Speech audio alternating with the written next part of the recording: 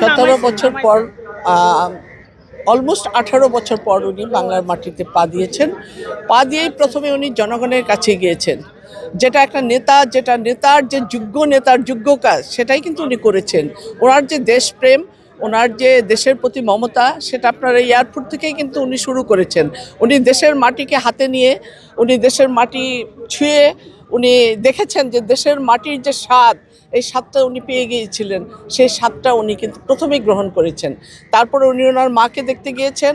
আজকে উনি অনেক আবেগ, কালকেও ছিলেন অনেক আবেগী ছিলেন, কারণ উনি ওনার এতদিন পর অসুস্থ মাকে দেখতে না যে জনগণের পাশে এসেছিলেন।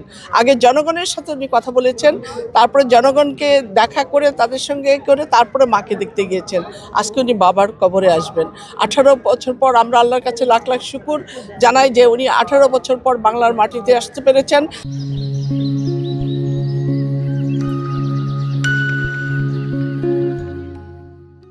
আগামী বাংলাদেশের যে স্বপ্ন আমাদের, সেই স্বপ্ন, যে গণতন্ত্র হারিয়ে গিয়েছিল, সেই গণতন্ত্রকে আমরা ভেবেছিলাম যে 5ই আগস্টের পরে হয়তো গণতন্ত্র আবার ফিরে আসবে। সেই গণতন্ত্র কিন্তু আমাদের আমরা পূর্ণভাবে পাইনি এখনও।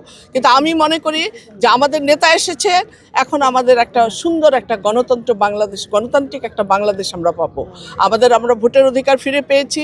আমরা মানুষের মানবিক অধিকার, মানুষের গণতান্ত্রিক অধিকার, মৌলিক অধিকার, যে অধিকারটা হরণ করেছিল আমাদের পতিত সরকার, যে সরকার আমাদের গণতন্ত্রের মা দেশনেত্রী বেগম খালেদা জিয়া, তিনবারের সাবেক প্রধানমন্ত্রী, তাকে পর্যন্ত তার মৌলিক অধিকার হরণ করেছিলেন। তাকে বিদেশে চিকিৎসা করতে যেতেও তিনি দেননি। আজকে উনি তিলে তিলে ওনাকে নিঃশেষ করে, ওনাকে পয়জনিং করে, ওনাকে তিলে তিলে নিঃশেষ করে আজকে উনি মৃত্যুর সাথে পাঞ্জা লড়ছেন হসপিটালে। আমাদের নেতা, আমাদের লিডার, আমাদের ভারপ্রাপ্ত চেয়ারম্যান জনাব তারেক রহমান দেশে এসেছেন। আমরা মনে করি যে নতুন বাংলাদেশের স্বপ্ন আমরা দেখেছি, জাতি দেখেছে, উনি আমাদের দেখিয়েছেন। উনি বলেছেন উই হ্যাভ প্ল্যান। আমাদের সেই প্ল্যানটা হলো আমাদের আগামী দিনে উনি ইতিমধ্যেই 31 দফা দিয়ে দিয়েছেন জাতির জন্য। যে 31 দফাতে আছেন নারীর উন্নয়নের কথা, যে 31 দফাতে আছেন কৃষকের কথা, যে 31 দফাতে আছেন শিক্ষা ব্যবস্থার কথা, যে 31 দফাতে আছেন আপনার কৃষকের কথা। সমস্ত কিছু জাতির জন্য, একটা জাতিকে গঠন করার জন্য, বাংলাদেশ বিনির্মাণে যা যা দরকার, উনি কিন্তু অলরেডি ওটা প্ল্যান করে এসেছেন বাংলাদেশে। আমরা আগামী দিনের বাংলাদেশের স্বপ্ন দেখছি।